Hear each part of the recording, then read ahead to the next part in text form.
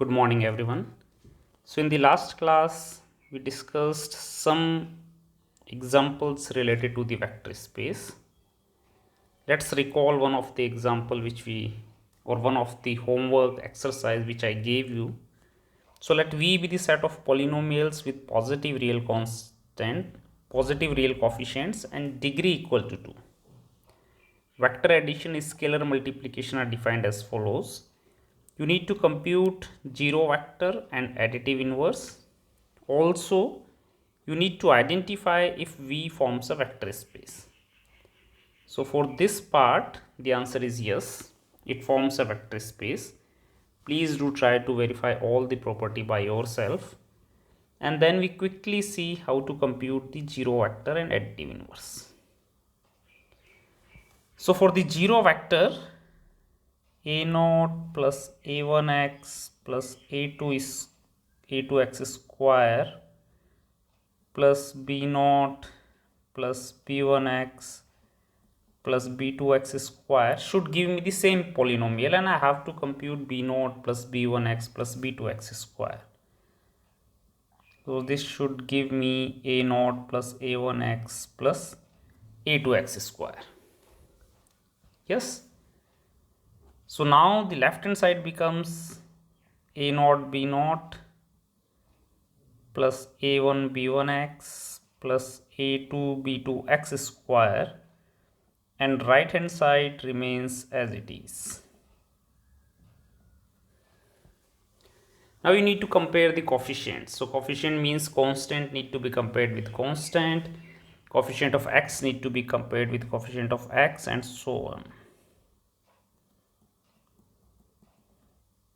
So a0 b0 is equal to a0, a1 b1 is equal to a1, and a2 b2 is equal to a2. From here what you get, b0 is equal to 1, b1 is equal to 1, and b2 is equal to 1, which means the zero polynomial is equal to 1 plus x square.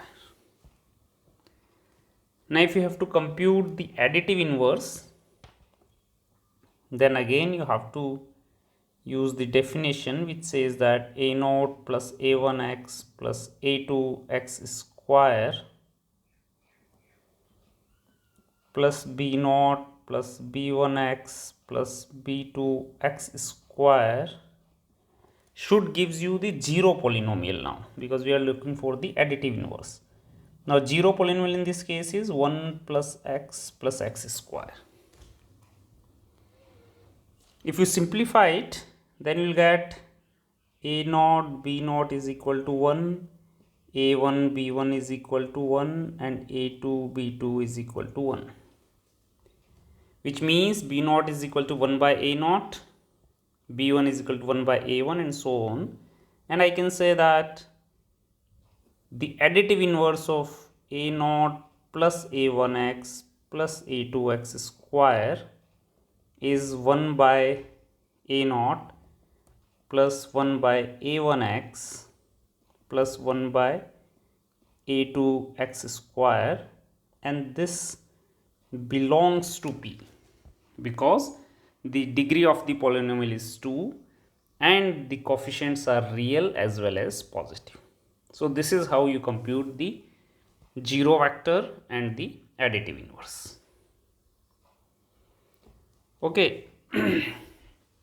Let's see some more quick examples. So one of the example is C, the set of the complex number forms a vector space over R with usual operations. So usual operation means if you consider uv belong to C, then u is equal to a1 plus ib1, you can say v is equal to a2 plus ib2. Yes. So their addition u plus v is defined as a1 plus a2 plus I b1 plus b2, and a dot u can be defined as a1 plus I ab1. Okay. and then all the properties easily follows. This is easy to verify. Please do try by yourself, but I just want to consider an example that belongs to the complex numbers. The other example, it says that M3C. So M3 represents the set of matrices with real entries of order 3, and it forms a vector space over C. Over C means now the scalars need to be picked from C. So whenever, for example, if I used to write the property A plus B dot U is equal to A dot U plus B dot U. So in this case, A looks like A1 plus IB1, B looks like A2 plus IB2 because scalar should belong to the complex number, and U looks like a matrix of this form of order 3. So A11, A12, A13, A21, A22, A23, A31, A32 and A33. The addition means you are adding the two matrices. So standard addition, entry by entry, A11, and if the other matrix is instead of A11 it's B11, B12, B13, so on. So their addition is A11 plus B11, A12 plus B12 and so on. Similarly the multiplication. So these are the easy, but here the only thing to observe is that scalars belongs to the complex numbers. One more example you can see. So V is set A plus B root 2, where A and B are the rational numbers. So it forms a vector space over Q. Yes. So again, if you take U and V belongs to capital V, then U looks like A1 plus B1 root 2. V looks like A2 plus B2 root 2. Okay. And then everything follows. Here the important thing again is that scalars belong to Q, rational numbers, because if instead of Q I consider R, then V does not form a vector space. The simple example is it is not going to closed under multiplication, because if I choose K is equal to root 3, then K dot U becomes root 3A1 plus root 6B1, which does not belongs to V, because the first entry this must belongs to Q, here AB belongs to Q and this belongs to Q, then only it can belong to capital V, but this is not the case. But when I say that scalars belong to Q, then Q is equal to root 3 is not allowed because it's an irrational number. So only rational numbers are allowed, and when you take the rational numbers, then all the properties would be satisfied. So this is again an example where you can try all the properties by yourself. Okay. Next question, it says that let V be a vector space. Prove that identity element for vector addition is unique. So one of the approach can be, we can prove it by contradiction. What it mean by contradiction? It means that we have to prove identity is unique. By contradiction, we assume that identity is not unique, which means there are at least two identities, and then we will show that it is not possible. So let us say that E1 and E2 are two identities. Just recall how identity work. So if U is any vector, then U plus 0 should be U when 0 is the identity. So if E1 and E2 are two identities, then they must belongs to set V also by definition, because the 0 vector or the identity belongs to the vector space. Yes. So if I write E1 plus E2, then if you compare it with this one, E2 is an identity, so therefore E1 goes to E1. And if I wrote E2 plus E1, then you can see that now I am considering E1 as identity, because in place of 0 I am writing E1. So this goes to E2. Yes. Now in both these equations, equation 1 and 2, you can see that the left hand sides are equal. Why they are equal? Because of the commutative. E1 and E2 both belongs to V, therefore E1 plus E2 is equal to E2 plus E1. And since the left hand side are equal, that implies E1 is equal to E2, which means the identity is unique. Okay, this one is very interesting theorem. First we need to understand what it says, and then we will see its proof. So the first property says that K0 is equal to 0. So for me, if you want to understand it, it's saying K dot 0V is equal to 0, which means the scalar multiplication of any scalar with 0 vector always gives you 0 vector. Yes, let's consider an example. So consider the same example R plus, where U plus V is defined as UV and A dot U is defined as U raised to the power A. If you recall here, then you got 0 vector, 0 R plus is 1 and inverse is 1 by U. Now let's use the same one. So K dot the 0 vector is 1. So K dot 1, what it is 1 raised to the power K, which is 1 and which is 0 of R plus. Yes. Similarly, okay, just a minute.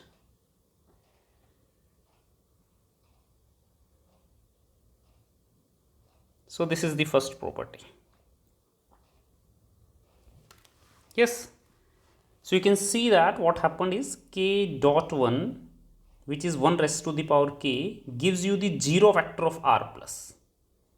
Now the second property, what it says, 0 dot U should be equal to U. This is very interesting property, because what it says is that if you have to compute the 0 vector, then this 0 is scalar. Yes, and this is vector and this is actually 0V. So you multiply the scalar with any vector U, that gives you the 0 vector. Let's try the same example. So 0 dot U here becomes U raised to the power 0, which is 1, which is the 0 vector. Yes, so it means on the left hand side this is a scalar and on the right hand side this is a vector. This is how the theorem is given in the book. The third property, minus 1 dot U gives you minus U. Here minus U does not mean minus and U. It gives you the additive inverse. So if you multiply any vector U, scalar multiplication of minus 1 with a vector U gives you the additive inverse. Let's try this one. So minus 1 dot U for this example is U raised to the power minus 1, that gives you 1 by U, which is the additive inverse. Recall it. The last one says that if K dot U is equal to 0 vector, because it's a scalar multiplication of K with a vector, it must be a vector.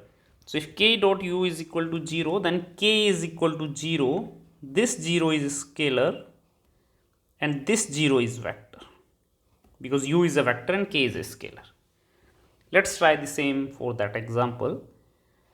So if K dot U, which means U raised to the power K is 0 vector, which is 1, then there are only two possibilities. What are two possibilities? Either U is equal to 1 or K is equal to 0. So K is equal to 0, this is 0 scalar, and this U is equal to 1 is the 0 vector. Okay. So this is how you have to see all four properties. Consider any other example, try all four properties by yourself, and then you will better understand what they are saying. Okay, now we can see the proof of each property one by one. So the first property says that k dot 0 is equal to 0, or I can say a0 is equal to 0. Yes, so I start with left hand side, a0. Now a0, so here recall that 0 is the 0 vector, and I have to prove the right hand side is the 0 vector. A is a scalar. So a0 can be written as a0 plus 0, because 0 vector. So if I add the identity element to any element, it remains the same. Therefore, a0 can be written as a0 plus 0. Yes. Now this can be written as a0, and this is the 0 vector. Now how do you get the 0 vector? If you add any vector u with its inverse, then you get the 0 vector. Therefore 0 vector can be replaced by a0 plus and then minus a0. So what I did, I replaced this 0 vector with a0, because when you add a0 with its additive inverse, you must get the 0 vector. Now I can use the associative property. So I can take these two together. So a0 plus a0 plus minus a0. Yes, now I can take the distributive property. So recall that au plus av is equal to au plus v. So this becomes a0 plus 0 plus minus a0. Now 0 plus 0. So if you add 0 vector to any other vector, here you will get the same vector. So here you are adding 0 vector to a 0 vector. Therefore 0 plus 0 gives you 0. But you don't have to see it as scalars. You have to see them as the 0 vector.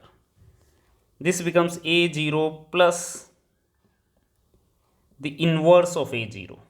And when you add a0 with its additive inverse, this gives you the 0 vector. Okay. So now you can see that this property hold. So we start a theorem with let V be a vector space, then the following properties hold. So since we know that V is a vector space, therefore we can use all the properties which are there or which holds on the vectors of V. Using those properties, we proved this result. Next one. So next one says that, next one is easy. You can try, must try by yourself. It says that 0u is equal to 0, where both 0 are the 0 vector. So it can go in the same way. I can start with 0u, and 0 can be written as 0 plus 0u. Okay, so 0 dot u, this is scalar and this is vector. So this, since it's a scalar 0, so 0 can be written as 0 plus 0, no problem. Now this becomes a plus b dot u, the property distributive laws, and because of which it can be written as 0u plus 0u, which is 0 dot u plus 0 dot u, and plus means the vector addition. Yes. Now what I do is that on both the sides I add the additive inverse of 0u.